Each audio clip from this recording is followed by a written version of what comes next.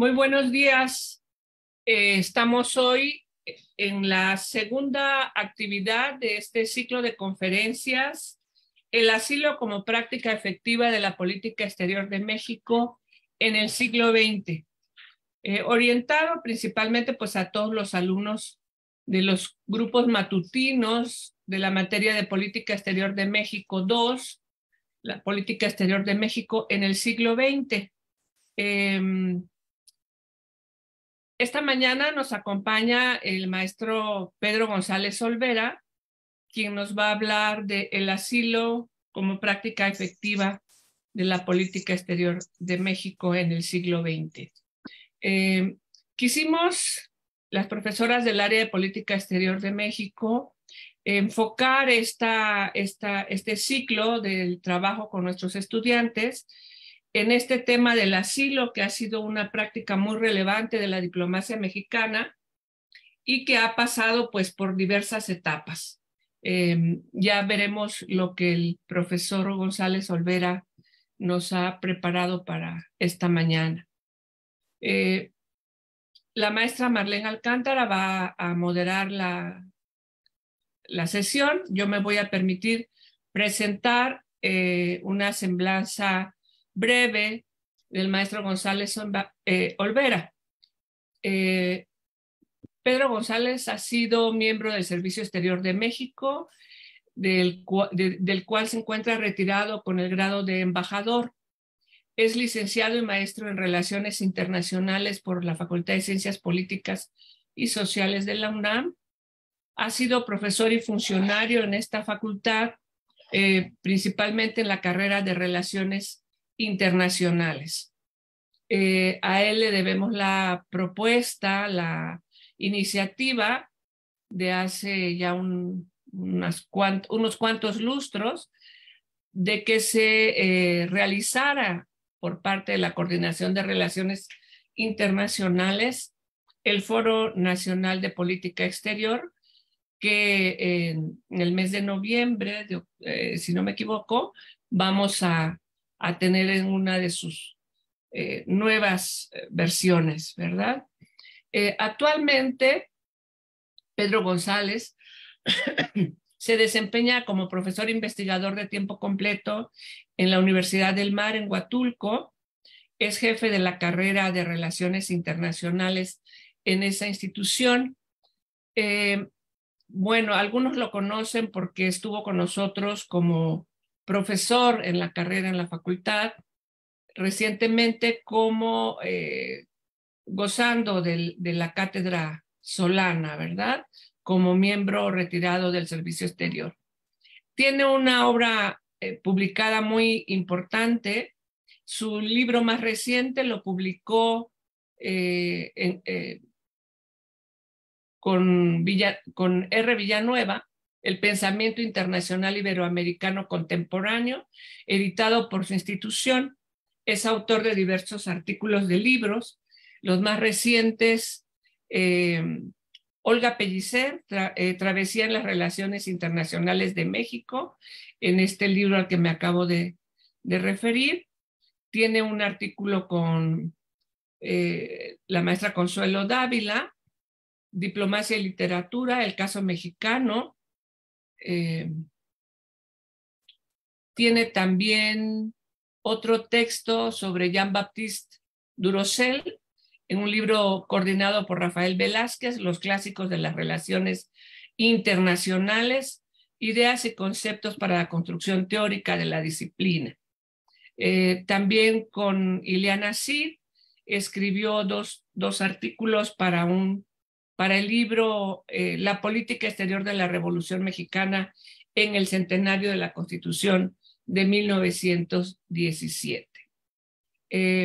Ha dirigido diversas tesis en la especialidad de Relaciones Internacionales en la UMAR y ha impartido diversas asignaturas, tanto en la licenciatura como en la maestría en la UMAR.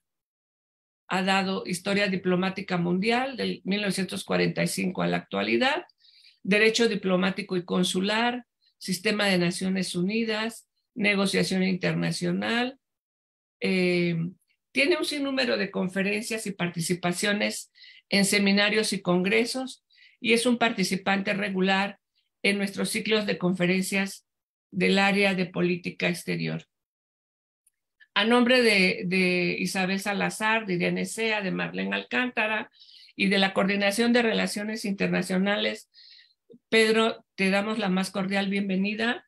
Nos congratulamos que hayas aceptado la invitación para estar esta mañana con nosotros en esta facultad que sin duda es también tu casa. Buenos días. Buenos días.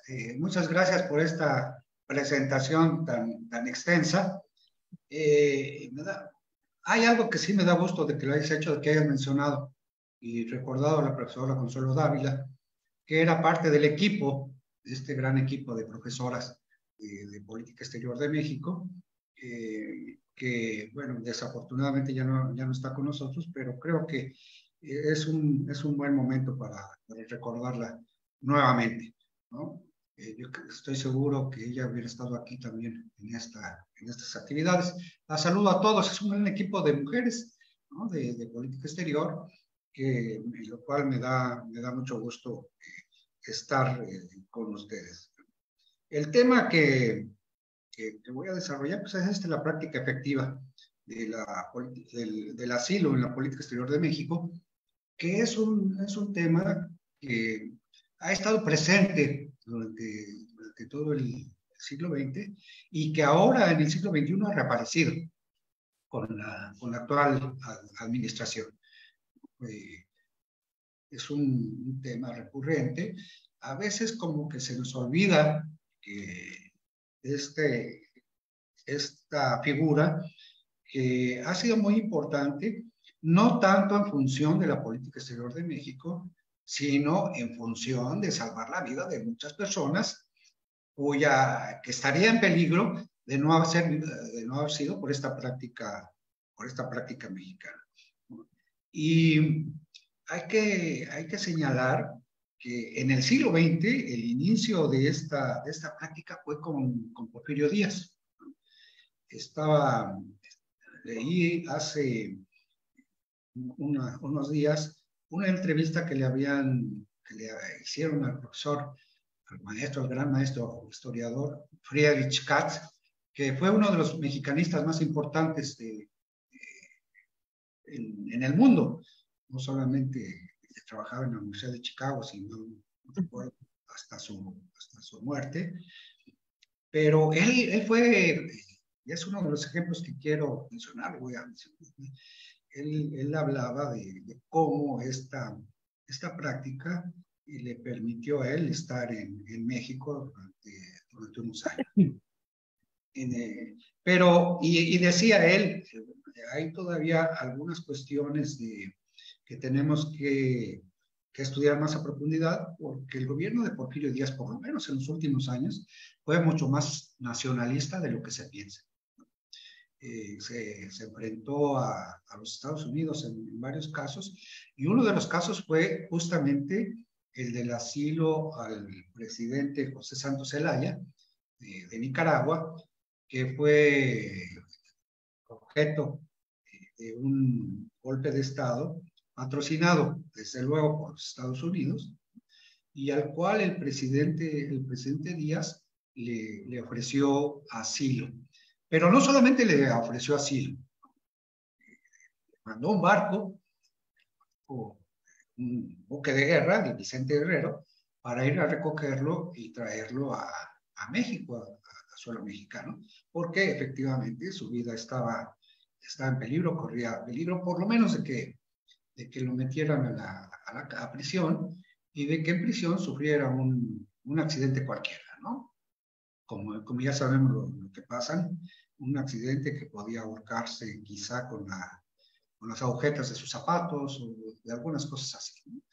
Y bueno, este es el primer antecedente claro, preciso, que tenemos de una práctica del asilo que ofrece México. Hay que decir que no siempre el asilo ha sido objeto de México, por lo menos, de unanimidad.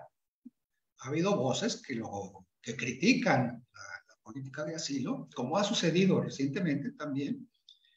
Ha habido voces que se oponen al asilo, sobre todo en los grandes casos que ya voy a ir a mencionar. Lo que quiero señalar es que no hay en la sociedad civil, no hay una uniformidad en la forma en que se toma el asilo, ¿no?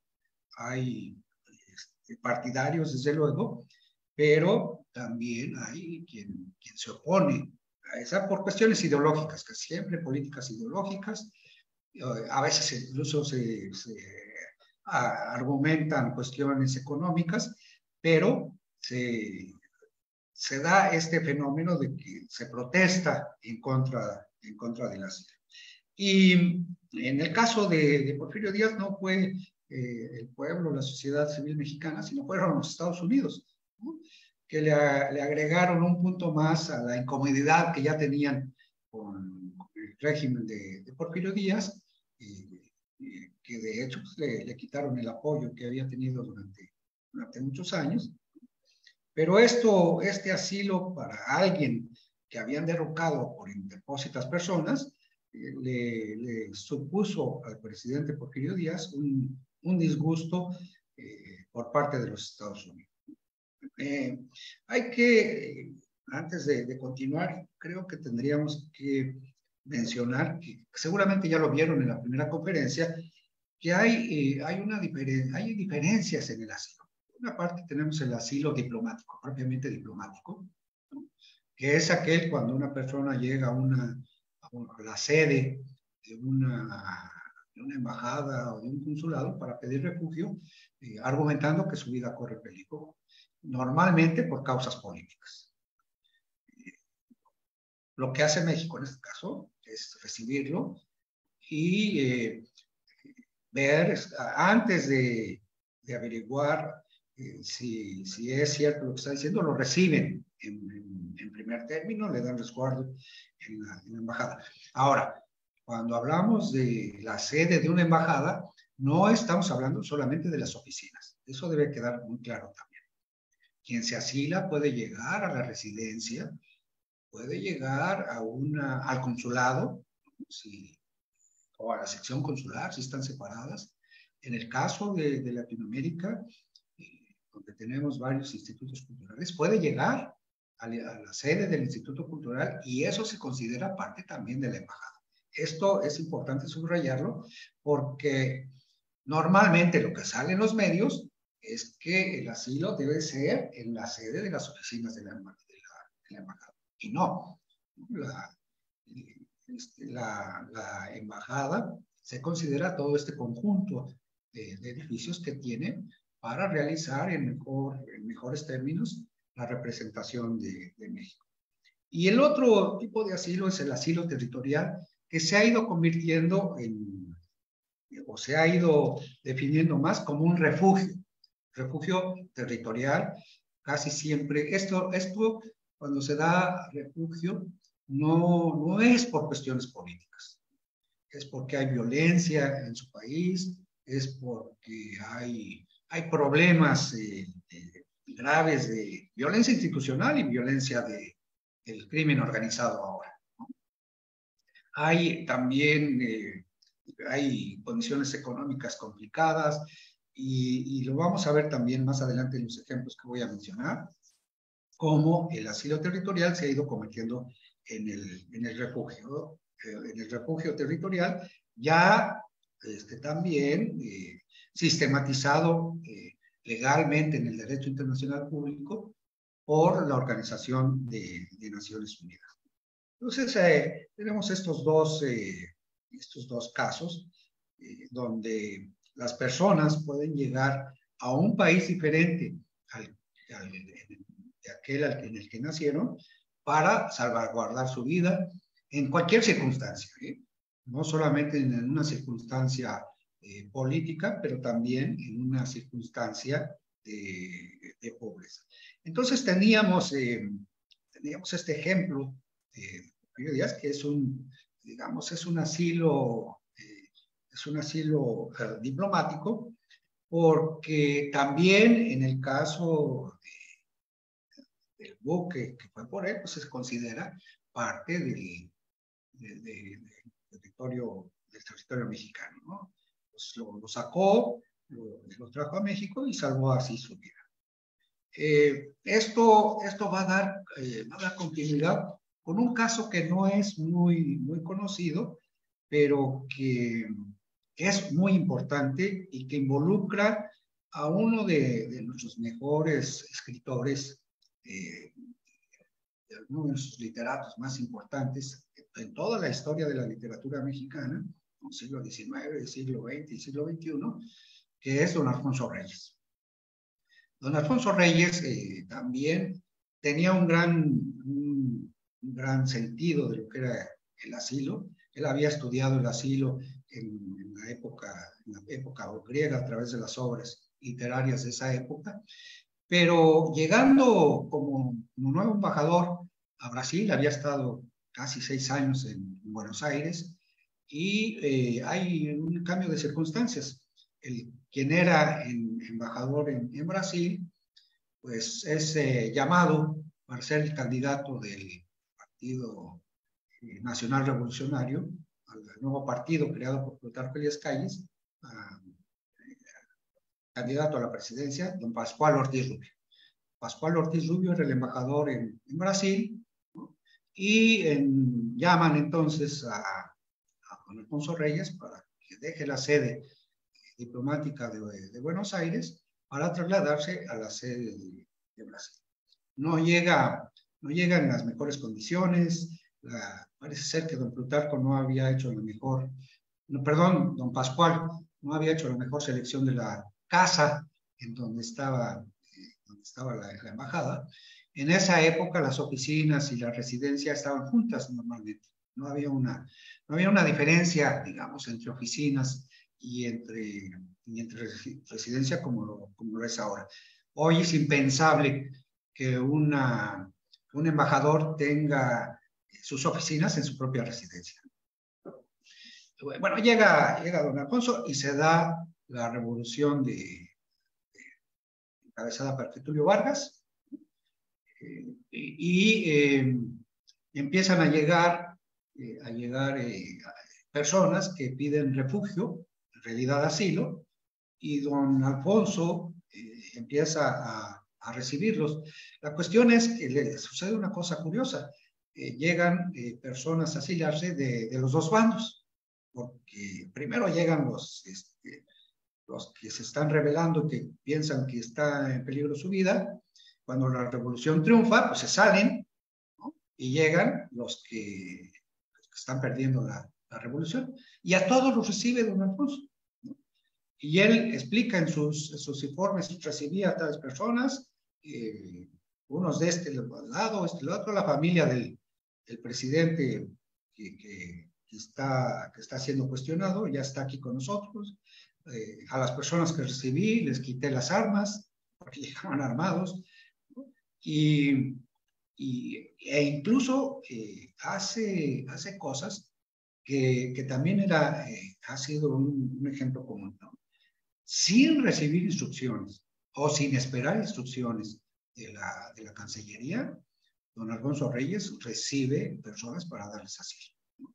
Y ya lo peor que le puede pasar es que me llame la atención. Desde luego no le llama la atención, pero es un ejemplo que no se conoce mucho de cómo la política exterior de México se manifiesta en un país latinoamericano. Hay que decir que también, por otra parte, que el asilo es una figura que tiene grandes raíces en América Latina. No es una figura que sea muy aceptada en Europa o en África o en Asia. Es muy latinoamericana, ¿no? O buena medida es muy latinoamericana. Probablemente América Latina sea el único continente o subcontinente que tiene 3 convenciones sobre el asilo. Yo no conozco, puede ser que sea mi gran ignorancia, pero no conozco una parte del mundo que tenga tantas convenciones. Cuba en 1928, la de Montevideo en 1933, y me parece que es la de Buenos Aires, corríjanme por favor, la de 1953. ¿No? Perdón, aquí. 54, perdón, y no es de Caracas, Venezuela. Entonces son 3 convenciones a las que México está adscrito, por supuesto, en donde México ha sido un participante extremadamente activo, ¿no? Donde ha puesto los puntos sobre las IES y donde ha impuesto su criterio acerca de que debe ser el país que recibe quien califique si esa persona es de verdad perseguido. No, México no acepta que sea el país del que se está saliendo el asiliado quien califique si es un delincuente común o es un delincuente político. Es México el que decide qué tipo de perseguido es. Si se descubre, por supuesto, que es un delincuente común, pues el asilo no procede. Y desde luego, las cuestiones políticas también se han modificado un poco con la aparición y la generalización del terrorismo. Cuando hay actos de terrorismo, para ningún país, incluso para Europa, lo ha dejado también muy claro, en ningún país procede el asilo por actos de terrorismo. Hay quien también califica en la época, a los fines del sexenio de Díaz Ordaz y en la época del presidente Echeverría, hubo algunos secuestros de aviones que fueron llevados a Cuba. México calificaba eso como un delito no político, un delito común, y Cuba se negó siempre a regresar a quienes habían, a los secuestradores de los aviones, y México no protestó, ¿no? Simplemente pues, mandaba su nota pidiendo la extradición, no procedía, y ahí terminaba todo. Bueno, continuando entonces con los ejemplos que tenemos, viene el gran momento que todo el mundo conoce, el asilo que se da a los españoles que perdieron la guerra civil en el levantamiento encabezado por Francisco Franco. Hay que recordar, seguramente ya las profesoras todas vieron el tema de la República Española y el papel que México jugó en ese conflicto, apoyando al gobierno que legítimamente había sido electo. El presidente Cárdenas incluso da un vuelco al principio de no intervención, que había sido manejado durante varios años atrás por la política exterior de México, y le voltea, dice: el principio de no intervención no debe servir justamente para permitir la intervención como estaban haciendo los alemanes y los italianos en la guerra civil. Entonces, hay una gran simpatía del gobierno de Lázaro Cárdenas por la República Española, de manera tal que cuando esta es derrotada, miles de españoles tienen que salir porque su vida corre peligro, ¿no? Y se van a Francia o se van a otros lugares, y va a empezar una migración española hacia México, que son los asilados, ¿no? Algunos son refugiados porque vienen a refugiarse territorialmente en México, otros son asilados porque hay una personalidad muy importante que ha sido subrayada en estos episodios, que es el cónsul mexicano en Francia, que después de que los nazis invaden Francia, toman París y se crea la República de Vichy, el cónsul, don Gilberto Bosques, hay que subrayar ese nombre porque todos creo que lo hemos mencionado, lo hemos celebrado como se debe, ¿no? Y don Gilberto Bosques hace, junto con su equipo, desde luego, no es él solo, una labor excepcional para darle visa a todos aquellos que podía salvar, ¿no? Entonces, hace un gran trabajo.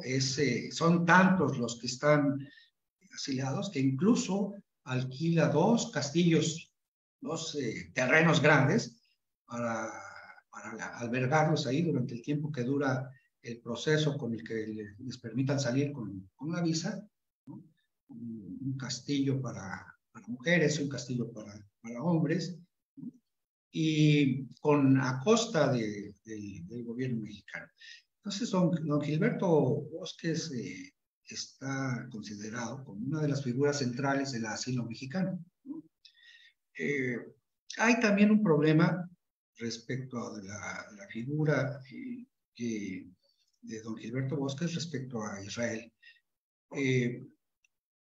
Don Gilberto Bosques también va a dar visa a ciudadanos judíos que de otra manera no habían podido salir.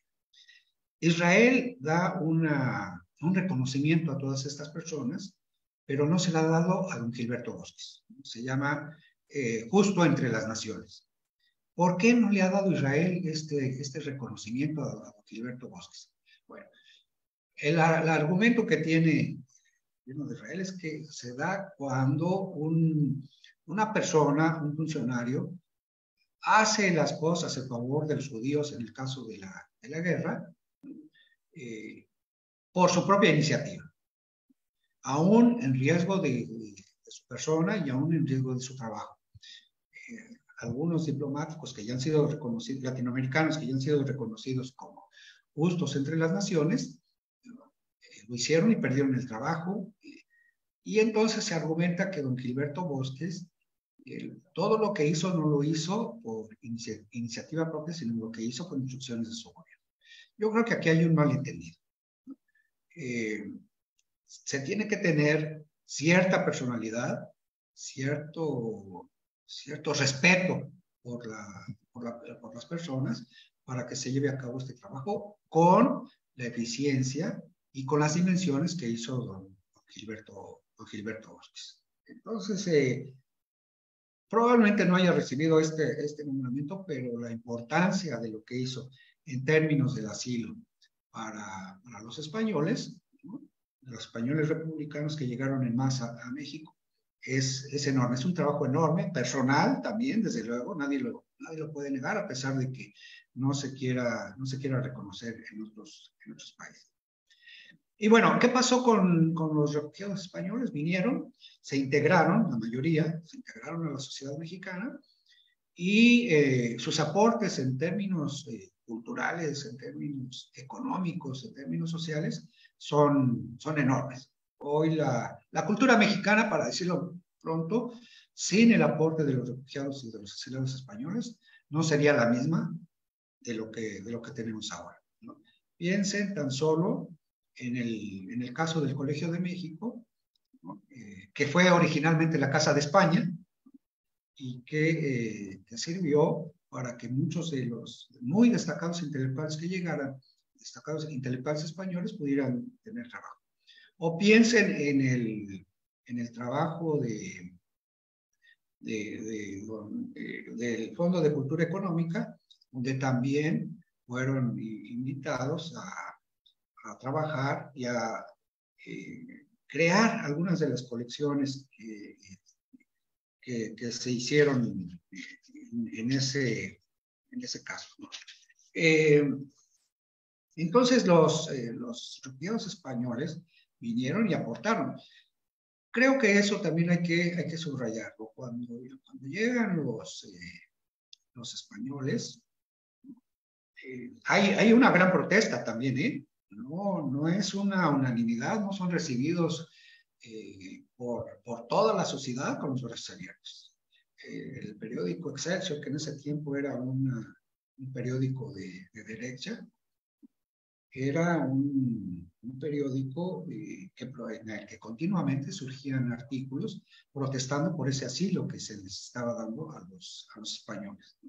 Entonces, tampoco tengamos una imagen, digamos, una imagen ideal de la recepción que han recibido los asilados en México, porque ha habido muchas protestas, en todos los casos. En todos los casos ha habido quienes se quejan por ese trato, entre comillas, privilegiado que se les da.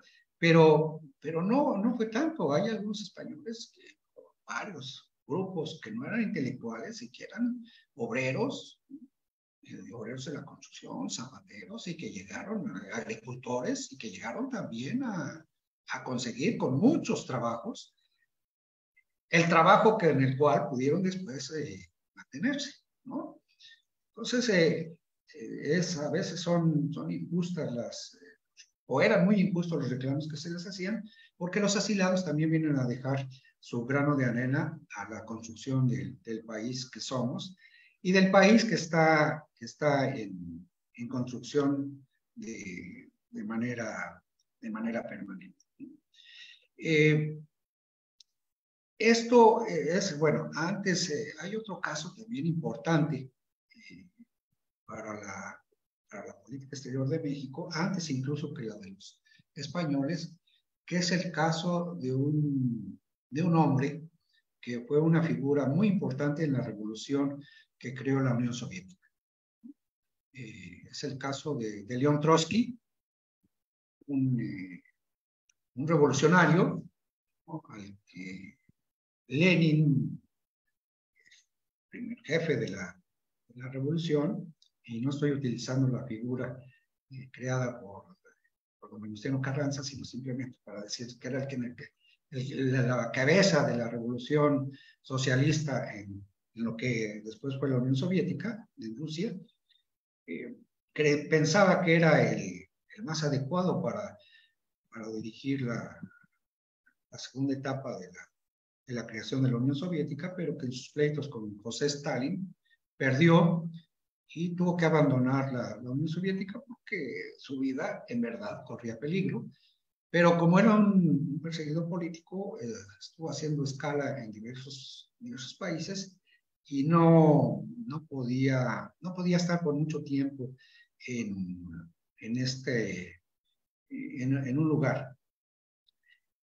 Finalmente, a alguien en México, entre ellos Diego Rivera, ¿no?, se le ocurre que México podría ser un lugar para el que llegara León Trotsky a tener asilo y poder vivir con relativa libertad.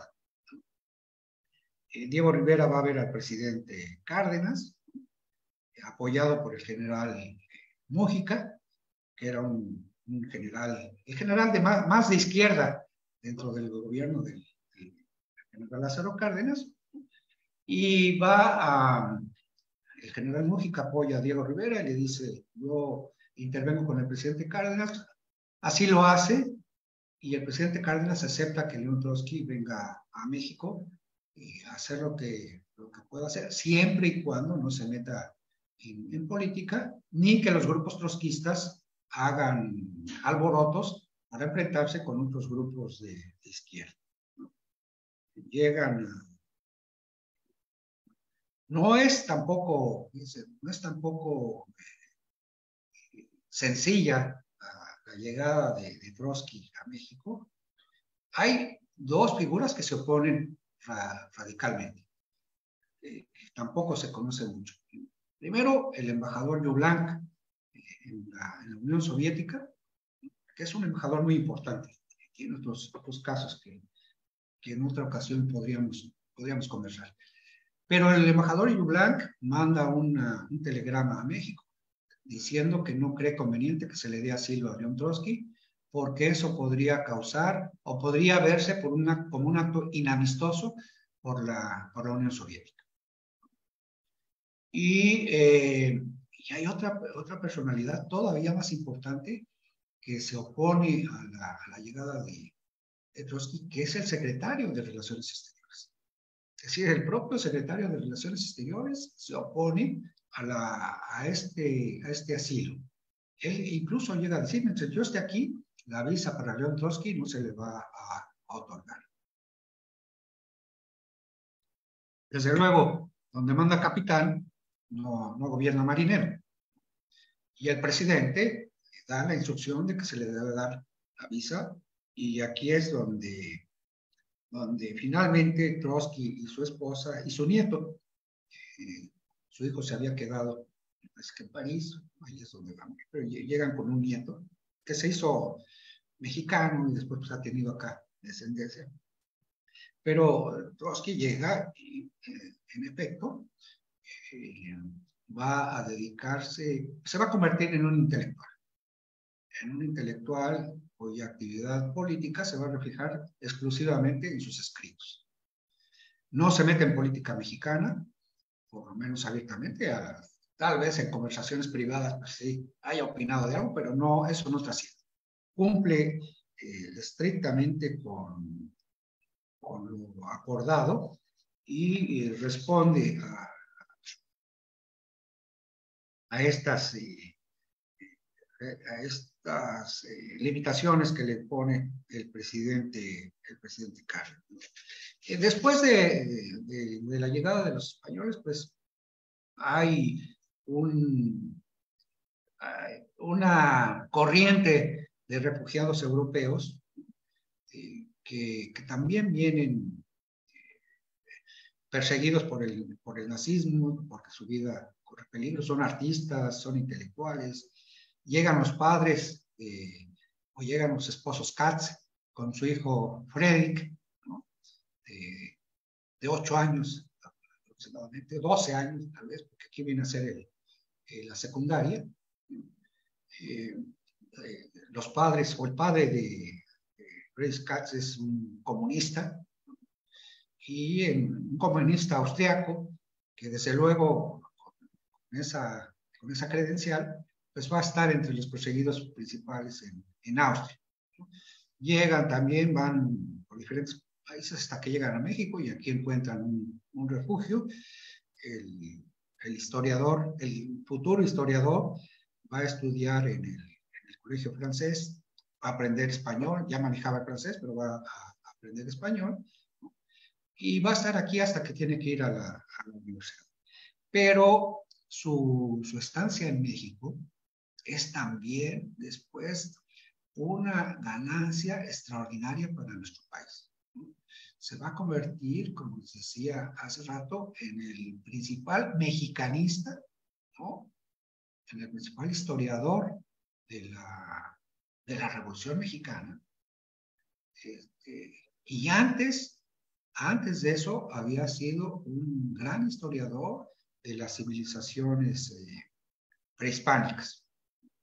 Tiene un trabajo sobre los aztecas, un trabajo doctoral sobre los aztecas. Y después sus libros sobre la Revolución Mexicana y la biografía digo libros porque son 2 volúmenes, y la biografía de Pancho Villa, que también son para todos los internacionalistas, no solamente para quienes estudiamos la política exterior, sino para todos, son imprescindibles en la bibliografía, en nuestra bibliografía. Entonces, como él, hay otros artistas que van y se van a quedar en México. Hay otros intelectuales que también se quedan en México, que son perseguidos. Los abuelos de Enrique Krause, escritor mexicano, vienen también de Polonia, vienen yendo de un estado de cosas que no les es favorable, y se van a quedar acá en México también. Es un ejemplo solamente, ¿no? Ya sé que a mucha gente de Enrique Krause no les cae bien, no lo consideran un intelectual dentro de los cánones del actual régimen, pero desde luego no podemos, independientemente de que estemos de acuerdo o no con sus ideas, no podemos ignorar la importancia de su obra, ¿no? Solo por ponerles un ejemplo. El siguiente ejemplo que podríamos poner es con fíjense, tampoco eso se menciona mucho, con la Revolución Cubana, muchos opositores a la revolución llegaron a México, asilados. Llegaban a la embajada y estaba don Gilberto Bosques como embajador cuando la revolución, y llegaban a la embajada y recibían también el asilo, llegaban a México. En realidad, ese asilo no fue permanente, no puede decirse que hubo un impacto grande de la mayoría de esos cubanos, porque sí, varios quedaron, pero la mayoría de los cubanos que llegaron a México en ese momento era para irse a los Estados Unidos. Estaban aquí un tiempo y se iban. Como después han hecho muchos artistas, llegan a México, se dan a conocer y luego ya se van a Miami, ¿no? Eso pasó, pero también es importante que se diga que el asilo no corresponde exclusivamente a gente de izquierda. También ha habido gente de otras tendencias ideológicas a las que se les ha concedido, ¿no? Y luego, a fines de la década de los 70, otro ejemplo de asilo fue el de los asilados sudamericanos. Para desgracia de Sudamérica, se dio una serie de golpes de Estado, primero en Brasil, fue el primero en 1964, llegaron un grupo importante de intelectuales brasileños a México, periodistas, por ejemplo, que se integraron a la vida intelectual y al periodismo mexicano. Pero desafortunadamente, y digo desafortunadamente porque de manera paradójica, para México fue una ganancia. En estas circunstancias terribles, el que México le haya abierto la puerta primero a los brasileños y después a los chilenos, a los uruguayos, a los argentinos, una gran cosa. Fue también un momento importante para la cultura, para la intelectualidad mexicana. Muchos de nosotros, de mi generación, fuimos educados por esos profesores que llegaron y se integraron a la universidad. Vinieron a dar nuevas perspectivas de los estudios sociales, ¿no? Renovaron las ciencias sociales o permitieron, por lo menos, la discusión entre los mexicanos, entre los intelectuales mexicanos y estos que venían, ¿no?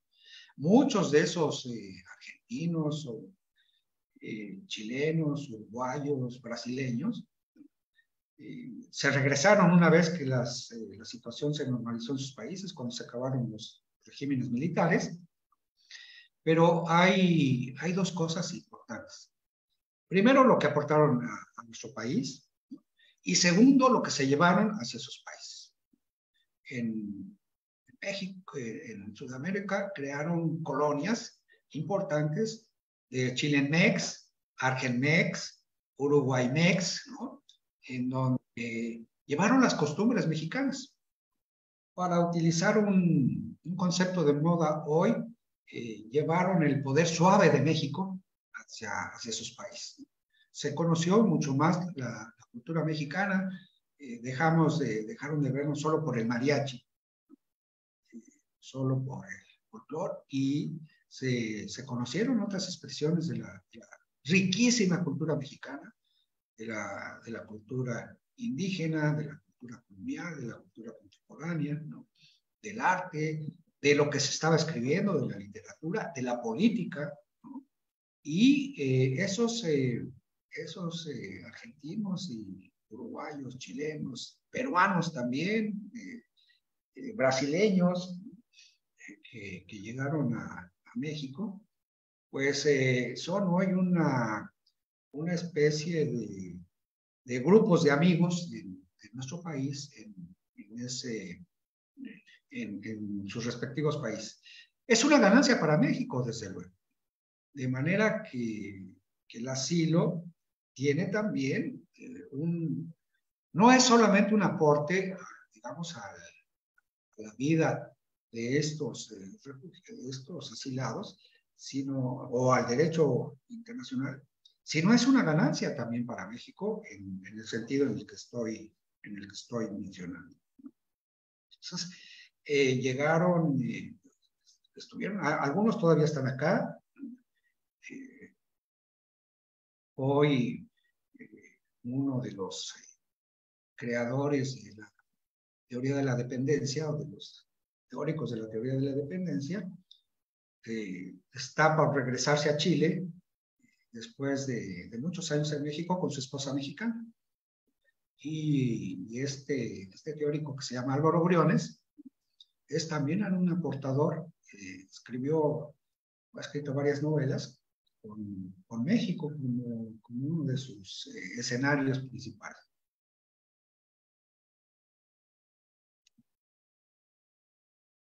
Más o menos de manera contemporánea a este asilo, también llegaron grandes oleadas de centroamericanos, sobre todo guatemaltecos, que, bueno, la situación en Centroamérica, recuerden ustedes, revolución en Nicaragua, revolución en El Salvador y revolución en Guatemala.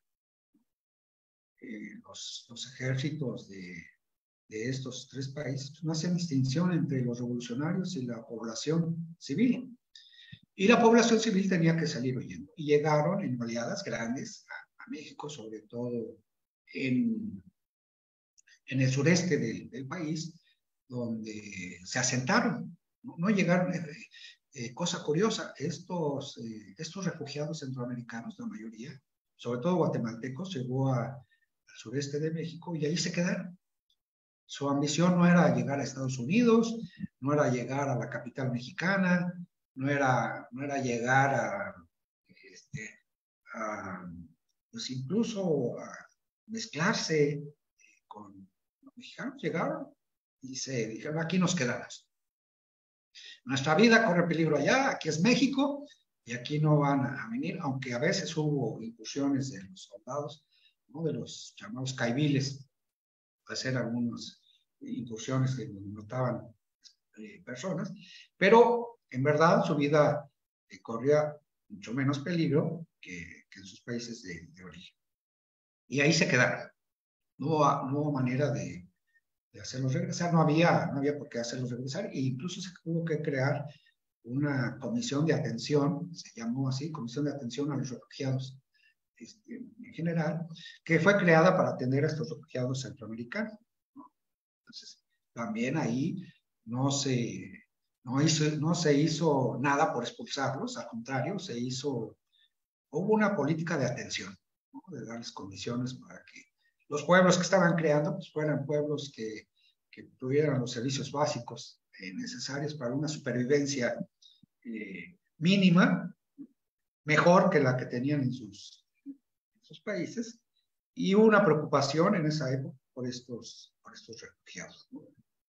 Entonces, tenemos este ejemplo. Por cierto, hace relativamente poco también se les va a decir, oigan, en sus países pues ya no corren peligro, quien quiera puede regresarse, no hay problema, ya tenemos arreglo con sus países de origen para que los reciban, etc. Y la respuesta de la mayoría de estos refugiados es: nosotros ya somos mexicanos. Nuestros hijos nacieron aquí, ya tenemos nuestra familia aquí, nuestros hijos y nietos ya son mexicanos y ellos ya no quieren regresarse, ya no se sienten guatemaltecos, ya no se sienten salvadoreños, ya no se sienten centroamericanos, somos mexicanos, con toda razón, ¿sí?, también.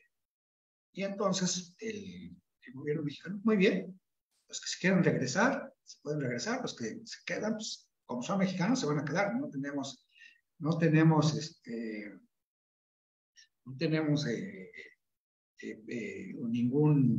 ningún problema porque se queden, ¿no?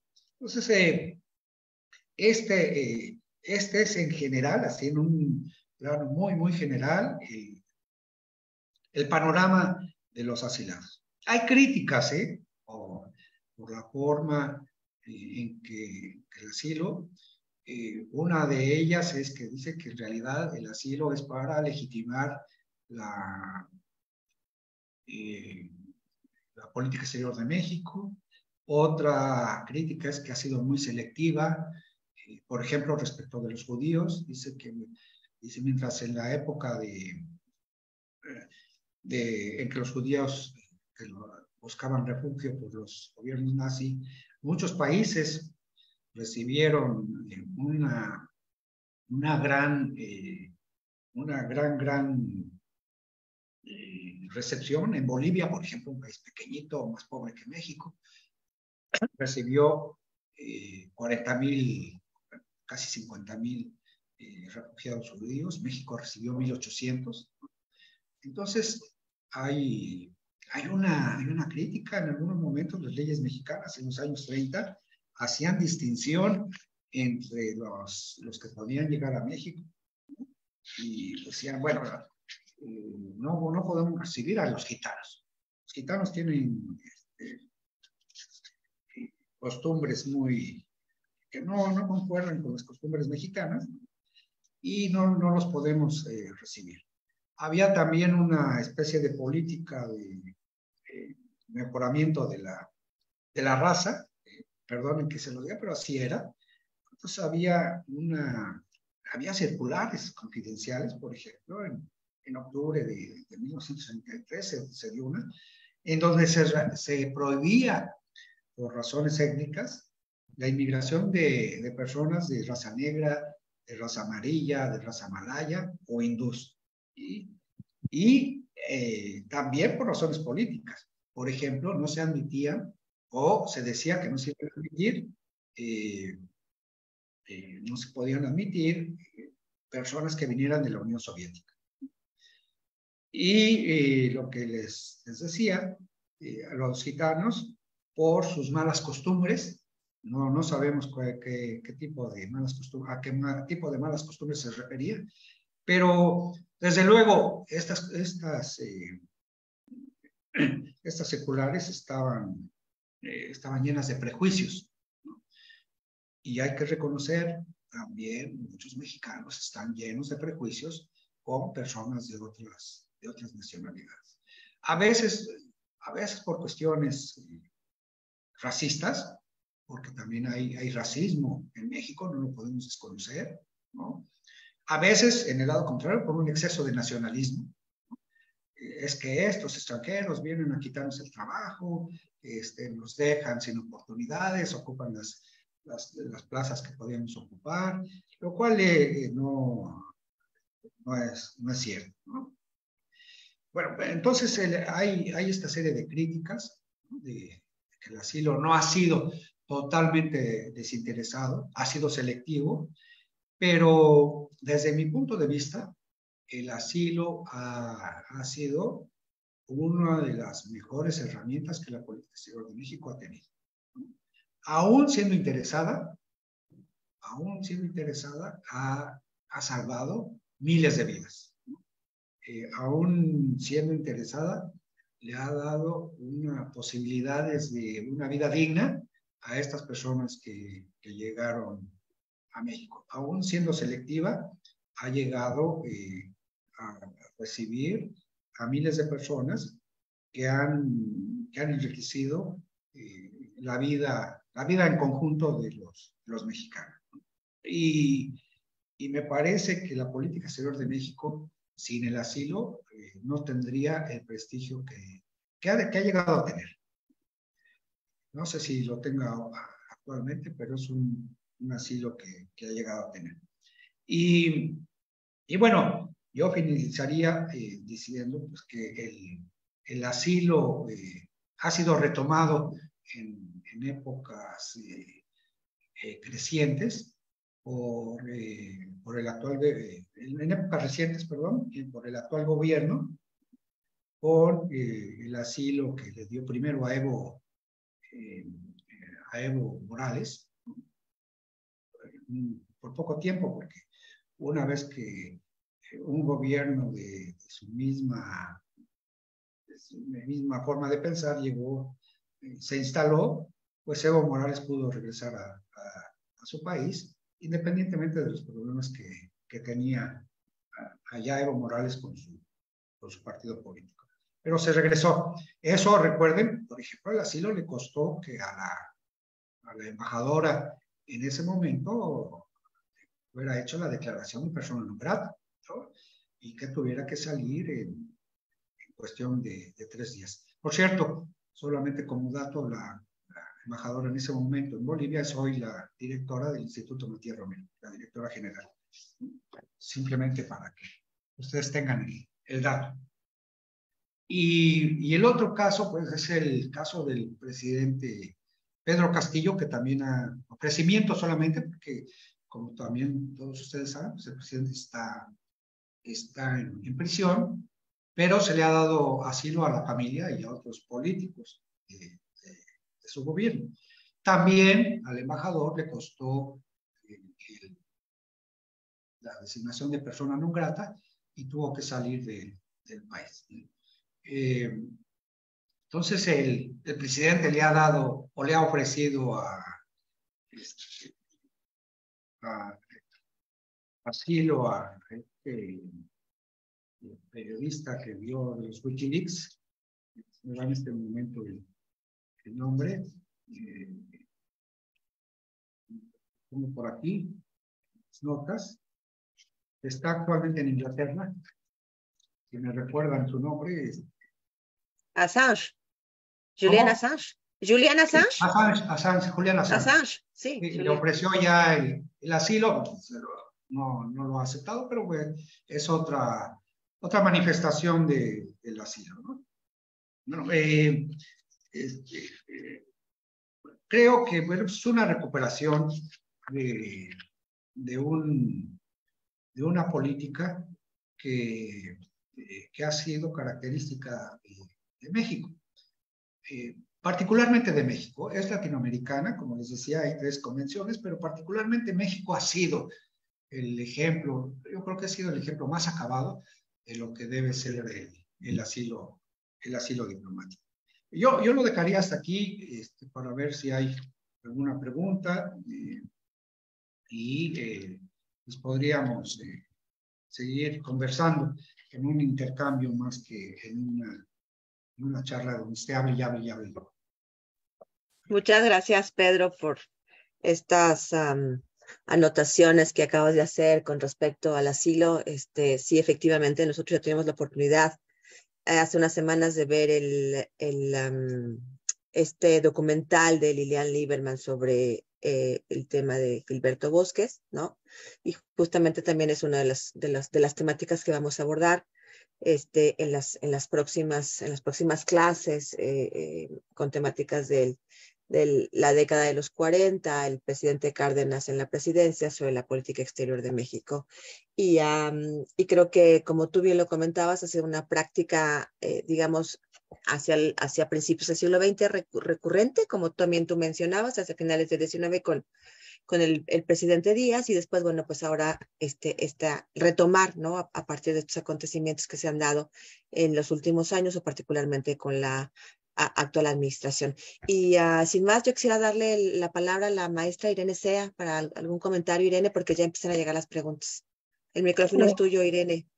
Muchas gracias. Bueno, ante todo me gustaría referirme a la biografía de Pedro. Creo que es injusto nada más presentar que hizo tales artículos, que tiene tales grades, que dio tales conferencias. Lo esencial de él es su congruencia. Él tiene, creo que, una doble biografía y que de alguna manera conecta la teoría con la práctica. O sea, nunca de los nunca ha dejado la academia. Es un académico de excelencia. Esté donde esté, siempre ha contribuido a la academia. Y en segundo lugar, podemos llamar su práctica diplomática, ¿no? Entonces tenemos el caso de una persona que sabe de lo que está hablando. O sea, que no se queda nada más en la teoría imaginando lo que es o lo que puede ser, sino que de alguna manera lo ha palpado, lo ha experimentado. Y luego otro aspecto que también no sé cómo destacar es su gusto por la cultura. Es un lector incansable, actualizado a más no poder.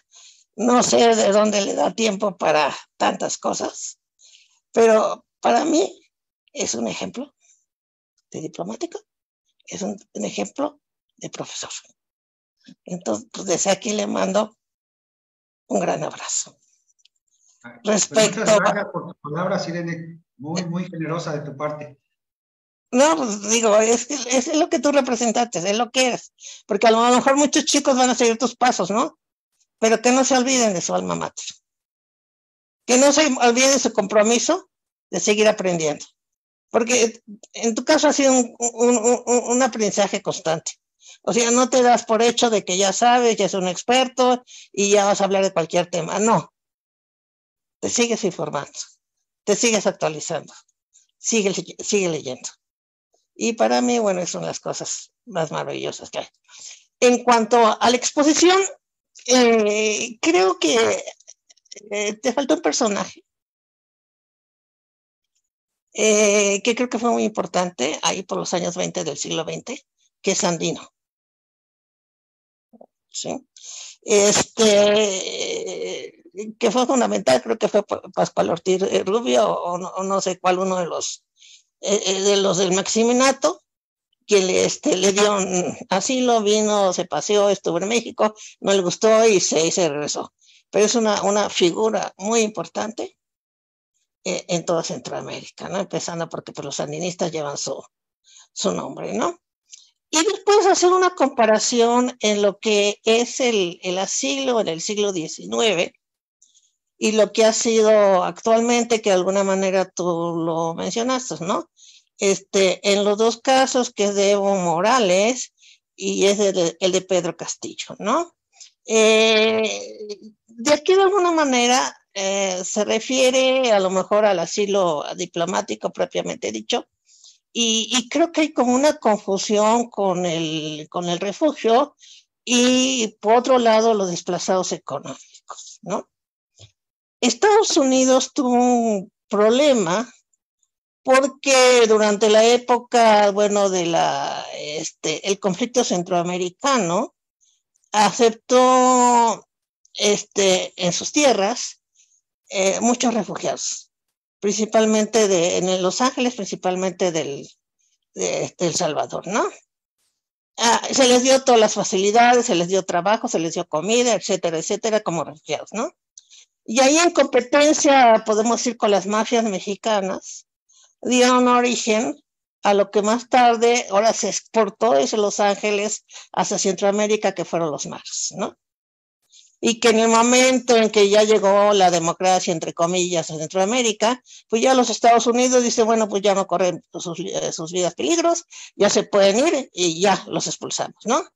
Entonces, un montón de estos chicos llegaron a sus tierras de origen donde no se hallaban y comenzaron con esta construcción de las maras, que ha sido un gran problema, un gran problema de violencia para Centroamérica y también motivo de expulsión de muchos refugiados que huyen, pues, aparte de la pobreza, huyen de la violencia, ¿no?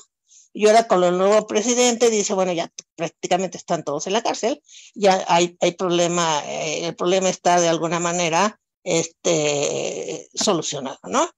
Entonces, yo creo que aquí hay una confusión, dice, bueno, hay un montón de migrantes centroamericanos, ¿no? Pero no todos buscan quedarse en México. México es tierra de paso, ¿no? Y como tierra de paso, pues quieren que les dejen libre el camino, ¿no? Pero en ningún momento su destino es México. Su destino son los Estados Unidos.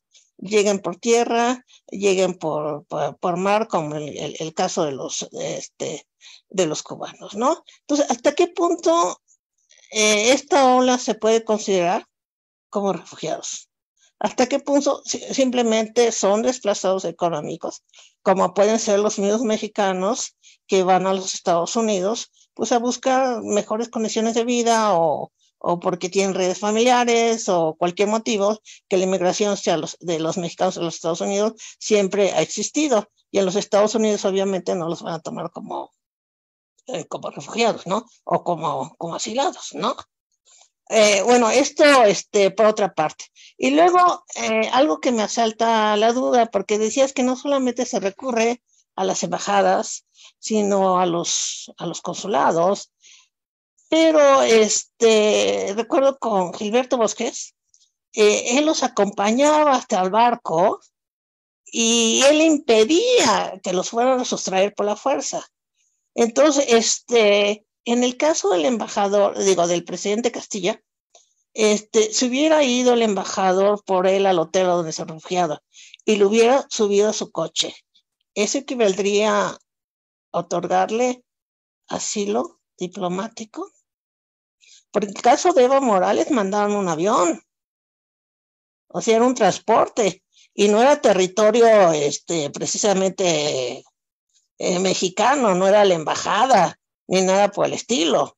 Lo fueron a recoger en X lugar y fue un avión. Entonces, ¿hasta qué punto esto es válido o es una nueva novedad, no? Y en cuanto a lo que tú mencionabas de los mex argentinos, los mex chilenos, pues ahora tenemos un presidente en Guatemala, que es hijo de Arévalo.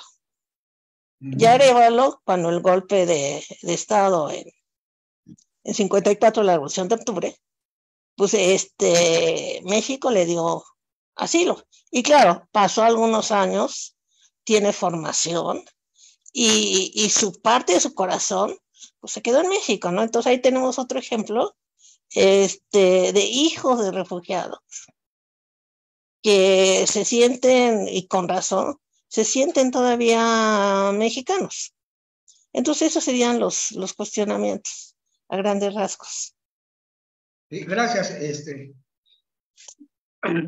Irene. Mira, el caso de Sandino no fue un caso de asilo político, fue un caso de refugio. Él salió huyendo de Nicaragua, pasó por varios países hasta que llegó a México. En México fue a trabajar a Veracruz, a los campos petroleros, ¿no? Como todos saben, estuvo creo que en Cerro Azul. Allí, como había llegado como trabajador, no era así como que muy localizable por las autoridades. Tengo entendido que participó con grupos políticos mexicanos haciendo política, lo que podríamos llamar la tradicional guerrilla. Una vez que la situación cambió en Nicaragua, él se regresó, justamente, porque ya no era, pero no es un caso donde él haya pedido asilo específicamente. Entonces, pero sí desde luego, es muy importante.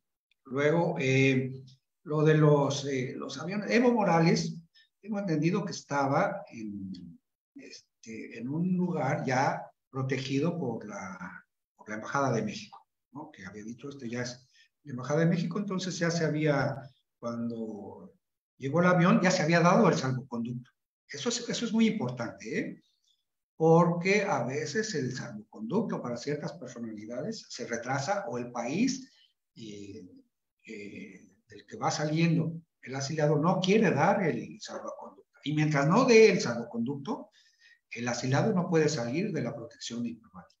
Eso también es muy importante, ¿no?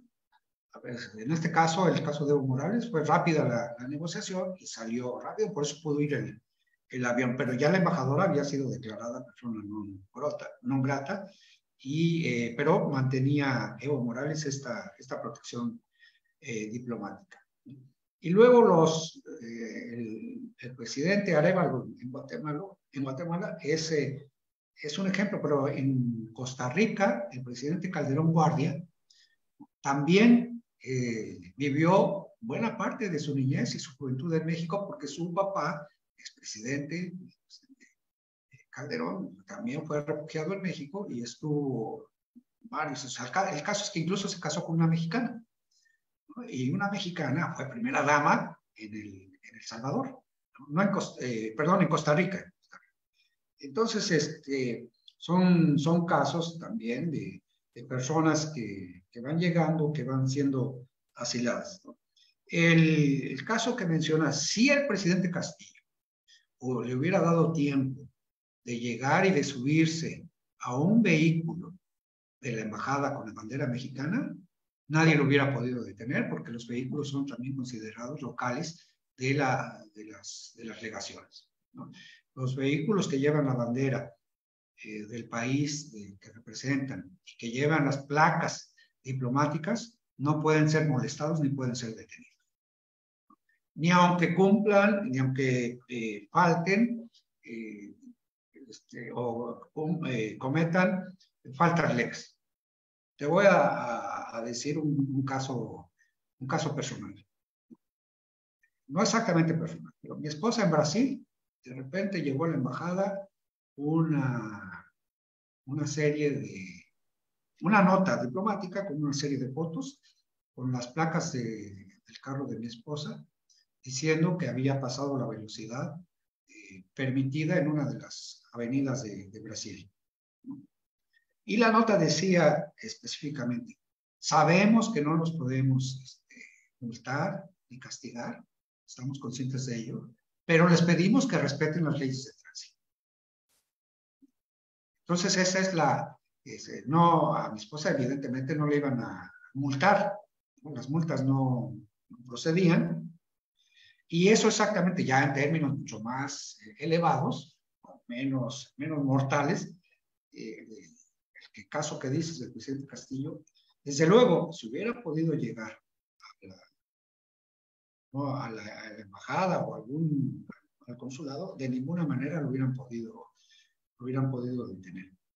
El problema fue que, para mí, hasta donde entiendo, es que el presidente no había convencido ni su guardia personal. El problema es que la guardia personal, en lugar de llevarlo a la embajada, lo llevó ante las autoridades. Es un acto de traición, si quieres, de la guardia personal del presidente Castillo, que no se aseguró de que esa guardia personal le fuera leal. Pero, desde luego, una vez que hubiera entrado al carro de México, al coche, al vehículo diplomático, ninguna autoridad peruana lo hubiera podido detener, a menos que faltara a todo lo establecido en la Convención de Viena sobre Relaciones Diplomáticas de 1960. ¿No? Que se dan casos, ¿eh? No es así como que sea un respeto irrestricto a esta convención, pero los latinoamericanos normalmente respetan la convención. En términos generales, son muy respetuosos. Por eso se pueden llegar a acuerdos. Bueno, ahora está en la cárcel, pero le dieron inmediatamente el salvoconducto para que saliera la familia. No hubo ningún problema. Entonces, sí, los locales se extienden a otro tipo de, no solamente bienes inmuebles, ¿no? A otro tipo como los vehículos que son parte de la embajada. Y la protección se extiende también hasta allá. ¿Y la diferencia entre desplazados económicos? O sea... Bueno, ellos son refugiados. Sí. Los desplazados económicos entran cuando se les da la categoría, porque el Estado tiene que dar la categoría de refugiados, ¿no? Estas oleadas de migrantes que quieren ir a Estados Unidos no han recibido la calidad de refugiados ni de asilados. Entran sin papeles, entran como indocumentados, ¿no? Y no se quieren quedar en México. Su idea no es quedarse en México. Su idea es llegar al sueño americano. Ahí ha habido también algunas contradicciones del gobierno mexicano, porque primero el presidente dijo que las puertas estaban abiertas y que donde comían 2, comían 3 y que había que se podía ponerle más agua a los frijoles, etcétera. Estas frases de la cultura mexicana. Pero después se le manda a la Guardia Nacional a la frontera para detenerlos, ¿no? Entonces hay contradicciones. Pero no vienen en calidad de refugiados. Ojo con eso, ¿eh? Hay Ok. algunos que están pidiendo asilo, hay miles de solicitudes de asilo que no pueden ser procesadas. ¿Por qué? Porque por las dimensiones del aparato burocrático mexicano, es tan escueto, tan pequeño ese aparato que no le da tiempo de procesar las solicitudes, ¿no? Y cada vez hay más. Como están viendo estos migrantes que el paso a Estados Unidos es cada vez más complicado, no imposible, pero cada vez más complicado, entonces se están quedando en México y están solicitando asilo o refugio para quedarse, refugio territorial, ¿no? Para Entonces, quedarse. ¿qué situación tienen, por ejemplo, los haitianos que ya han fundado colonias en el norte, ¿no? O sea, Son ¿siguen siendo indocumentados. ilegales? Acuérdate que en México no utilizamos la palabra ilegales, sino indocumentados. Sí. Ya sé que son ilegales, pero el lenguaje que se utiliza por parte de México, porque no le conviene utilizar ilegales por la cantidad de indocumentados que tenemos en Estados Unidos. Entonces utilizamos más la palabra indocumentados. Las colonias son, en efecto, indocumentadas. Ahora, ¿por qué han podido crear esas colonias en el norte, sobre todo en Tijuana? Porque en Tijuana hay trabajo, porque en Tijuana hay demanda de mano de obra, y los haitianos lo que quieren es un modo de vida, mejor que el que tenían en Haití. Entonces saben que México no los va, ya una vez asentados en esas colonias, no los va a perseguir ni les va a mandar a la Guardia Nacional para destruir la colonia ni para expulsarlos. Se van a quedar y sus hijos van a ser mexicanos. Y a ver cómo echas a los mexicanos, a los niños nacidos en México. O sea, los hijos son mexicanos porque nacieron en México. Que nacieron en México, exactamente. En México priva la noción de jus soli. Los que nacen en México son mexicanos, independientemente de sus padres. Ok. Muchas gracias. Entonces, Pedro, sí, adelante. sí, no, digo, es a ver cómo echamos a los mexicanos de México, aunque Sí, sean de raza negra.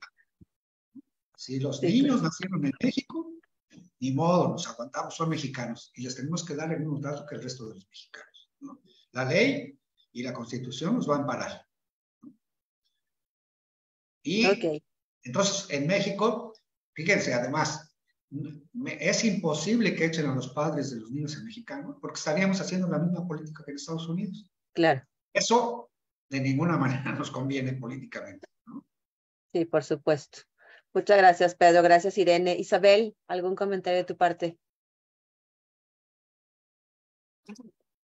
Hola, muchas gracias, Marlene. La verdad, me uno a las palabras de Irene acerca del embajador, porque la verdad es una trayectoria importante, pero sobre todo es un querido profesor de la facultad. Y siempre hay que regresar a la facultad, ¿no? Siempre hay que retroalimentarla. Cuando nosotros hablamos de la retroalimentación de los muchachos, la retroalimentación de quienes están afuera y regresan y nos dan esa experiencia, creo que es muy enriquecedora. Ahorita con los ejemplos que dabas y en este diálogo que hubo con la doctora Irene, pues nos dimos cuenta de eso que se requiere o que en las aulas se requiere, ¿no? Esa experiencia, ¿no? Ese saber. Y eso creo que el embajador lo tiene. Me parece que fue una exposición y no me dejarán mentir los que nos escuchan, así como mis colegas, muy completa porque esto era sobre el siglo XX y llegamos un poquito del siglo XIX y llegamos hasta el siglo XXI, ¿no? Entonces me parece que fue muy completa. Yo ya nada más podría mencionar que esta práctica de la política de asilo tenemos que enmarcarla muy bien en un contexto internacional, como fue la Escuela de las Américas, ¿no? Entonces no es fortuito hablar de Brasil, de tener asilados de Brasil, Chile, Uruguay, Argentina, Guatemala, Nicaragua, El Salvador, Honduras, de Panamá, todos estos países sufrieron los embates de una política exterior estadounidense, ¿no? Muy agresiva en esta época del contexto de la Guerra Fría. Había demasiadas intervenciones y la Escuela de las Américas fue, me parece, un punto importante, ¿no? Para detonar esta inestabilidad en el continente. Y entonces México me parece que fue un país que permitió ese salvavidas para quienes estaban buscando salir de sus países por ser perseguidos políticos, ¿no? Que creo que esa es la característica del asilo que se da en el siglo XX y que México logra tener esa capacidad de poder asilar y darle cobijo, porque como bien dijo el embajador, hablar del asilo no es solamente una figura jurídica, porque eso se quedaría en el marco de los acuerdos, ¿no? Y de lo que se está planteando. Me parece, como bien dice el embajador, tiene que ver con la vida, ¿no? Estamos hablando de personas y la vida de muchas personas que lograron en este país rehacer sus vidas e incluso, como lo mencionaba en la participación anterior, han regresado a sus países de orígenes y han enriquecido esta relación cultural, identitaria, ¿no? Que nos permite, y a la luz del tiempo y de la historia, nos permite y nos permitió tener una política exterior bañada de reconocimientos, ¿no? Y México tenía un papel muy importante. Sin embargo, sin que lo haya mencionado, dejamos de tener eso en el periodo que conocemos como el neoliberalismo.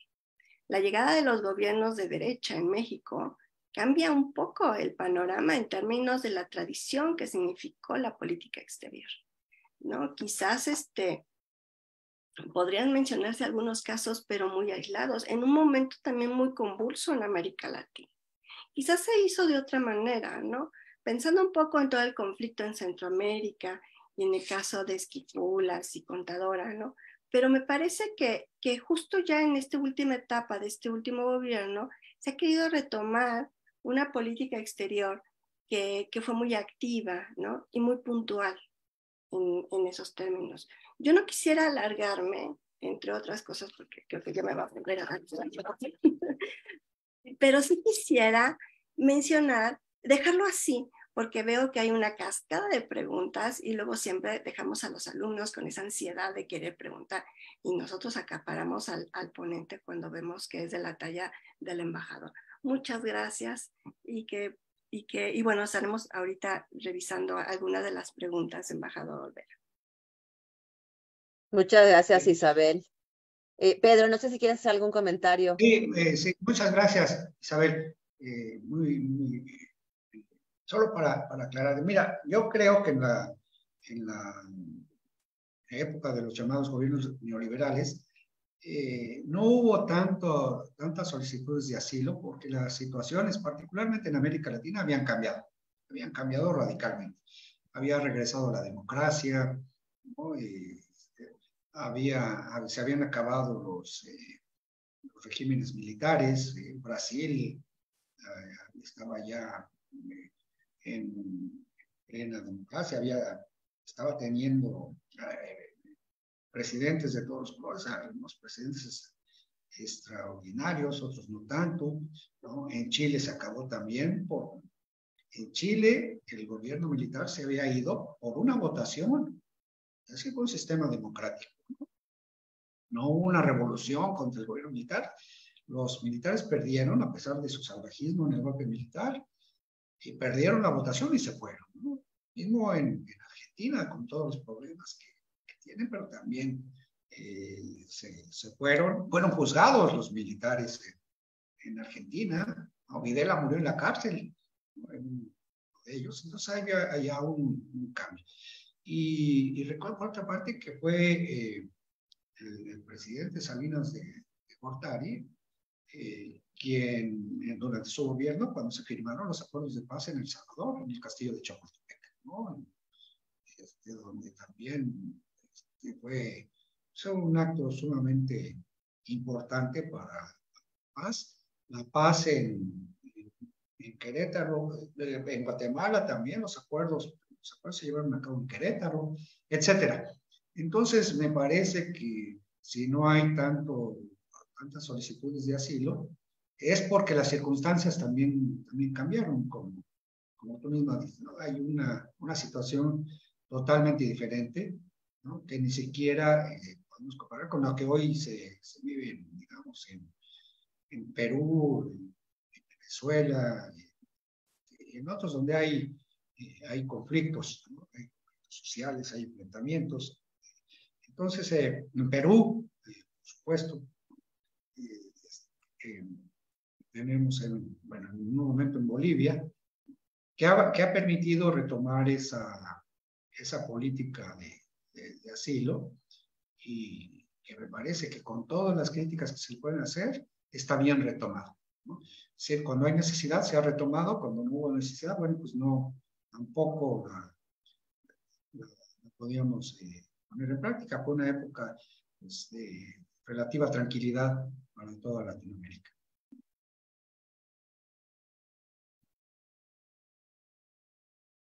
Perdón, muchas gracias, Pedro. Rosa Isabel. Sí, algo muy rápido. Quisiera yo simplemente señalar que esta presentación que nos ha hecho Pedro González hoy, pues me parece que abre el panorama a un tema fundamental de las relaciones internacionales como disciplina y también de la política exterior de México, ¿verdad?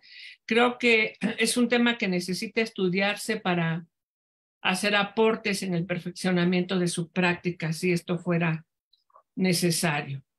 En este ciclo quiero decirles que vamos a seguir profundizando en eso.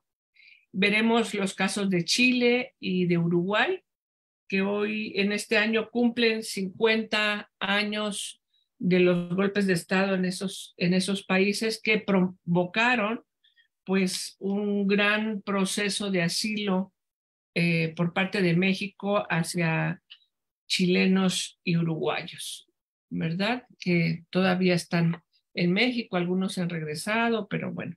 Así que muchísimas gracias a nuestro expositor y dejo el tiempo pues a las preguntas de nuestros estudiantes. Gracias. Sí, muchas gracias. Gracias, Bueno, Rosy Isabel. Nada más un comentario, perdón, Marlene. Miren, sí, está bien, Pedro. Lo que acaba de decir Rosy Isabel es muy importante. Yo no sé si hay allá en esta colección del Colegio de México una historia mínima del asilo en México, pero creo que es un tema de investigación para hacer un libro sobre la historia del asilo en México en el marco de la política exterior, ¿no? Entonces, pues ahí, gracias a su iniciativa, este tema podría desarrollarse para hacer un libro con varios capítulos sobre el tema, ¿no? Así es, sí. Bueno, ahí está el tema. Pues ya está sobre la mesa. Mira, sí han llegado una gran cantidad de preguntas. Por aquí creo que también tiene que ver en función de lo que tú comentaste con las profesoras. Hay una que dice cuáles son los factores que generan una diferencia, en general, que generan la diferencia entre la política exterior de asilo en América Latina y en Europa. O sea, tú hablabas hace un momento ¿no? de estas migraciones que han llegado a Europa. Creo que los tratamientos son diferentes, pero es que tú perfilas, es que tú puedes observar a partir del conocimiento que nos acabas de exponer, que pudiera haber una diferencia en esos factores, o hay elementos justamente de esa política internacional de la que somos parte como estados y permanecen en el marco de la práctica de asilo? Mira, yo no podría profundizar sobre Europa, la verdad. Okay. No me toca, pero en América Latina me parece que desde que nos independizamos, la recurrencia de revoluciones y contrarrevoluciones ha hecho que un sinnúmero de personas sean perseguidas, a veces de una parte y a veces de otra parte. Y que entonces se pensara siempre en la necesidad de poder salvaguardar la vida de quienes también en diferentes circunstancias se salvaguardar la vida de diferentes circunstancias de aquellos que pudieran ser perseguidos, ¿no? Era interés personal incluso de los políticos. Ahora estoy en este lugar, pero puedo estar en el otro de perseguido y necesito que haya una política que haya instrumentos. México desde el principio manifestó, casi prácticamente desde su independencia, manifestó decisión de asilar a personas. Por ejemplo, a las personas que fueran esclavos en otros países, al llegar a México afortunadamente perdían esa calidad y querían la libertad, lo cual era ya una manifestación original de asilo, ¿no? Entonces, creo que las continuas revoluciones y guerras civiles y eso hicieron necesario que fuera surgiendo una preocupación por qué hacer por aquellas personas que pudieran ser perseguidas casi siempre por motivos políticos. Y ya sabemos que la política puede llevar a excesos que no se han dado, salvo cierta época, en la civilizada Europa. Pero vean cómo, hacia dónde corrían había también los perseguidos en Europa, corrían hacia América, ¿no? Podían haber sido a Inglaterra, pero Inglaterra estaba metido también en guerra. Podían haber sido a África, y África pues, era también parte de la progresión, entonces hacia América. Y en América tenía esta política de asilo. Como les digo, otros países también recibieron grandes oleadas de asilados y grandes oleadas de refugiados, lo que mencionaba de los judíos. Es para mí de descubrir el dato de que Bolivia había recibido una cantidad enorme de judíos comparada con la mínima cantidad que recibió México, pues me impactó mucho, la verdad, ¿no? Pero hay esa preocupación en toda América Latina. México la ha llevado hacia lugares muy, muy loables, ¿no? Porque es una política estructural. Cuando se ha necesitado, se ha usado, ¿no? Algunos, hay el caso, por lo menos un caso de algún diplomático que no dio el asilo a una persona perseguida, y cuando esa persona perseguida que fue sacada de la embajada fue asesinada a tiros, el diplomático fue cesado inmediatamente. Ipso facto. Entonces, creo que estas situaciones internas de cada país han llevado a pensar que debería haber una forma de cubrir, una forma de proteger a los perseguidos políticos, ¿no? Entonces hay una tendencia, digamos, humanista en este sentido, que se ha dado por fortuna en América Latina, pero yo no conozco si en Asia, por ejemplo, o en África, se haya dado una corriente similar. Ahí sí me declaro incompetente. Ok, oye, y justo un poco de lo que ahora comentabas, y en esta evolución de lo que ha sucedido, que ya tú comentabas en tus charlas en América Latina, hay una pregunta de Jorge González en el sentido de si tú crees que las formas para solicitar asilo en México en los últimos años han presentado cambios notables. ¿Tú observas en el marco del ejercicio, a lo mejor de tu profesión como diplomático, tuviste algún conocimiento al respecto? No noto ningún cambio. La cuestión es poder que el perseguido pueda llegar a uno de los locales de la embajada, ¿no? Y solicitar asilo, se le recibe, ¿no? Se averigua por qué están ahí, ya antes incluso, no sé, primero se le recibe en la embajada y y una vez que está ahí, se averigua, y si se considera que sí, que en efecto es perseguido, se le da el asilo.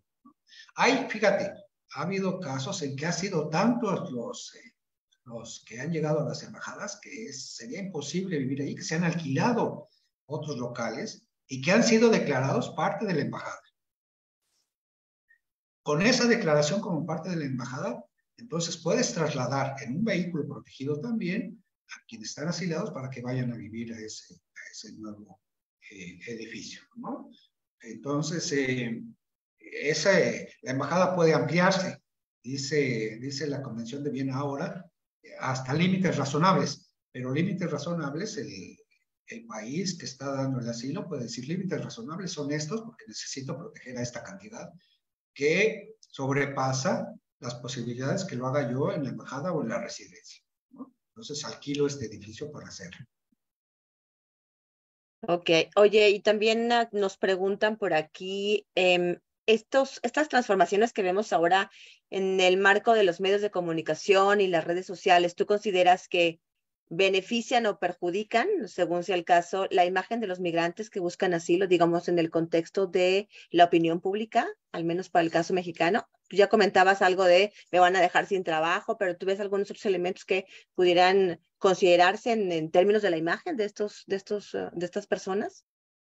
Mira, como siempre, creo que toda la historia mexicana está marcada porque está dividida por la mitad, de extremo a extremo, con diferentes corrientes, ¿no? Hay quienes consideran que debe atendérselas una buena, pero recuerden también en las últimas oleadas de las llamadas caravanas, el surgimiento de xenofobia, ¿no? que surgió racismo, ¿no? en México. Incluso hay un caso muy emblemático de una señora que se quejó de lo que le estaban dando de comer, ¿no? Que dijo que frijoles y todo. Bueno, la explosión de xenofobia y de ultranacionalismo contra los migrantes fue extrema, lo cual nos dio una imagen no muy agradable de cómo nos percibimos a nosotros mismos como tolerantes, como no racistas, como receptivos, etc. Y ya vimos que no tanto. Entonces, a veces esto siempre ha existido, pero yo creo que ahora hubo unas manifestaciones muy extremas y curiosamente contra personas que son migrantes, no son asilados ni son refugiados. Lo que querían era ir hacia... Esas caravanas no venían a refugiarse a México, eso también hay que subrayar. Querían ir a los Estados Unidos. Algunos se regresaron cuando vieron que no se regresaban, porque no podían pasar, otros intentaron, otros murieron, otros fueron presas del crimen organizado también, ¿no? Desafortunadamente, desgraciadamente. Pero las expresiones de rechazo ha habido siempre, siempre. ¿No? Pero tampoco es lo mismo las expresiones de rechazo que el análisis frío, concienzudo, de las cosas que pasan en México. Por ejemplo, estas circulares confidenciales que decían, bueno, sí, pero que no sean negros, que no sean amarillos, que no sean hindús, que no sean malayos, que no sean abisinios, que no sean estos, ¿no? Eso son contradicciones también, contradicciones muy flagrantes de la política exterior mexicana, ¿no? Sí, claro. Hay que decirlo también, no podemos ocultarlo ni decir que la política exterior de México ha sido maravillosa todo el tiempo, ¿no? Eso yo creo que debemos decirlo. Yo como diplomático retirado tengo que decirlo. Pedro, y esas circulares que mencionas, perdón por interrumpir, esas circulares que mencionas en donde se dice que no tienen que entrar de cierta raza a México, ¿siguen vigentes o se presentaron en algún momento? Bueno, en 1933, pero fueron circulares temporales. Sí. De cualquier manera, bueno, vean un ejemplo de que no es, de que no siguen vigente lo que mencionaba Irene de las colonias de haitianos en el norte. No se les persigue ni se les va a ver, oigan, ya, cuando se van, ¿no? Sí. Y a veces también, fíjense, también hay que decirlo, estos que vienen, estas migrantes que vienen con exigencias muy altas, ¿no? Pensando que aquí van a encontrar de inmediato las condiciones que no encontraron en su país.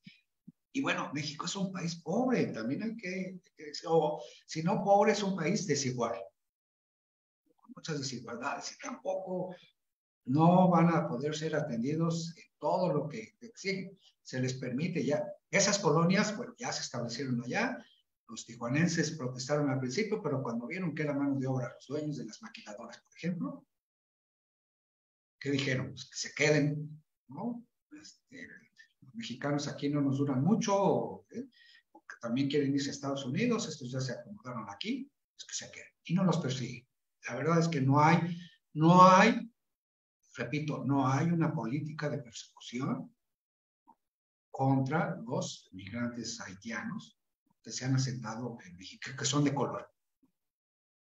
Ahora, hubo también, acuérdense, en la Revolución Mexicana, grandes matanzas de chinos también. Eso también es un episodio horrible de la Revolución Mexicana que tampoco podemos negar. El propio presidente está pidiendo perdón por esos actos, ¿no?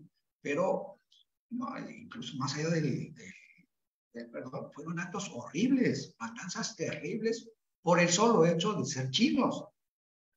Tampoco lo podemos negar ni lo podemos hacer a un lado. Hay que mencionarlo. Son aspectos negativos para México.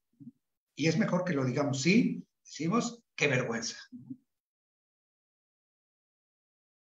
Sí, claro, y de alguna manera, pues una evolución, digo, tenemos muchos ejemplos de esto que tú mencionabas, en donde unos sí entraban y otros no, digo, eso creo que también ha cambiado en el marco de las propias relaciones internacionales y de la política internacional de México, ¿no?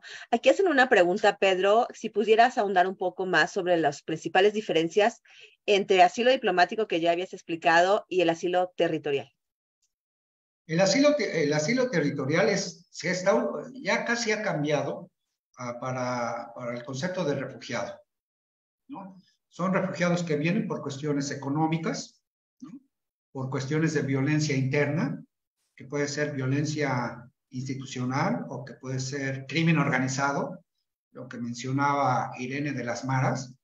Las maras es un fenómeno terrible en Centroamérica y, en efecto, también, como dice Irene, fueron originados por estos jóvenes, niños que fueron sacados por sus padres de sus países, llevados a Estados Unidos para protegerlos de la violencia. Allá se convirtieron en pandilleros para defenderse de las pandillas que ya existían. Y una vez que fueron adultos, los empezaron a expulsar hacia sus países. Y también pues eran personas que venían con un rechazo en Estados Unidos, pero también con un rechazo en su país de origen, porque eran considerados extraños. Habían sido extraídos desde niños y ya no los reconocían como propios cuando llegaron. Entonces se juntaban como una forma de grupo, de hacer un grupo que los protegía, que les daba seguridad, pero al mismo tiempo, como venían con costumbres de pandilla, pues empezaron a usar la violencia para dominar los barrios en los que estaban, utilizando todas las armas a su alcance, ¿no? Incluida la muerte de quienes se les oponían en situaciones muy, digamos, podían asesinar por cualquier motivo. Y eso se convirtió para la población que se había quedado, que había aguantado las guerras civiles, que había aguantado las revoluciones, y que luego le viene un factor de violencia externo, pues esos ya no lo aguantan y entonces salen huyendo. Esos van buscando refugio territorial. Entonces es una violencia interna, pero también son problemas de pobreza extrema. ¿Cómo estarán tan desesperados de pobreza extrema que vienen a México, ¿no? Queriendo ir a Estados Unidos, pero sabiendo que pueden pasar un infierno por México, ¿no? Por diferentes causas? Entonces, el refugio, cuando se les concede, a estos que vienen, el refugio cuando se les concede es que se puedan permanecer en México y que puedan buscar trabajo y que puedan rehacer su vida. Pero estas oleadas no están buscando refugio. Los que sí buscaron refugio, se les concedió, fueron los primeros, las que formaron las colonias de centroamericanos en el sureste mexicano. Ellos sí son considerados refugiados. Entonces hay un refugio territorial. Ok, muchas gracias. Creo que nos da tiempo de una última pregunta. Sí. Hay aquí algunos temas que tienen que ver con posiblemente la llegada de Trotsky a México. Y aquí quieren saber cuál fue el impacto de la llegada de Trotsky con respecto a nuestras relaciones con Estados Unidos. ¿Alguna afectación? ¿Cuál fue la respuesta justamente de que este personaje llegara, ¿no? Y sabiendo que pues era tenía una característica muy particular en términos de un revolucionario, un pensador comunista, y al mismo tiempo también quisieran saber tu opinión sobre la implicación que en el marco de la opinión pública tuvo la llegada de Trotsky a México.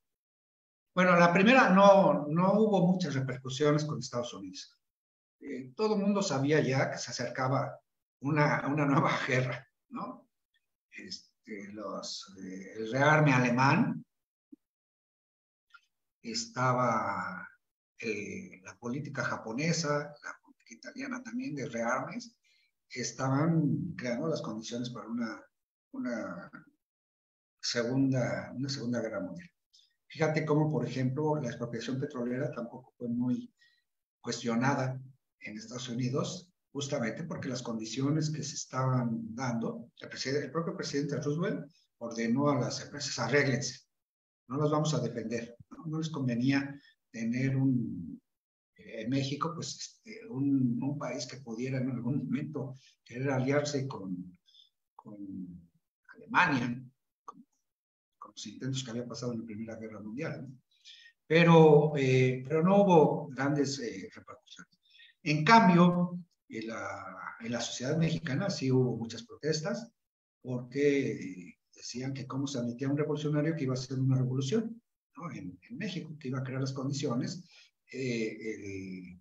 para una revolución, por una parte de la derecha, pero una parte que protestó también de la izquierda estalinista, que decía que cómo se podía recibir a un traidor a los ideales revolucionarios como era León Trotsky. Hubo telegramas de federaciones de trabajadores, ¿no?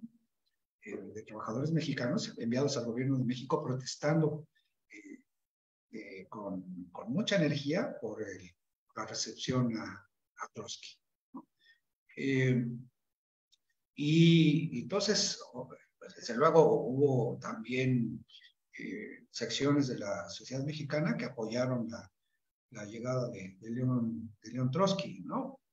Pero mencionaba yo, incluso diplomáticos, el secretario de Relaciones Exteriores, el embajador en la Unión Soviética, se opusieron a la llegada de León Trotsky, ¿no? Entonces no fue unánime, hubo protestas de uno y otro lado, de la izquierda estalinista y de la derecha, ¿no? Ahí sí que se tocaron los extremos.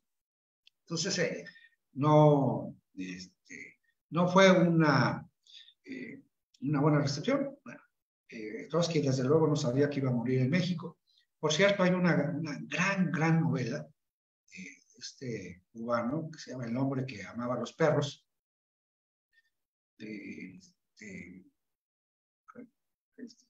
Ya la edad me tiene con los nombres. Déjenme ver, ¿cómo se llama? Ahorita les digo.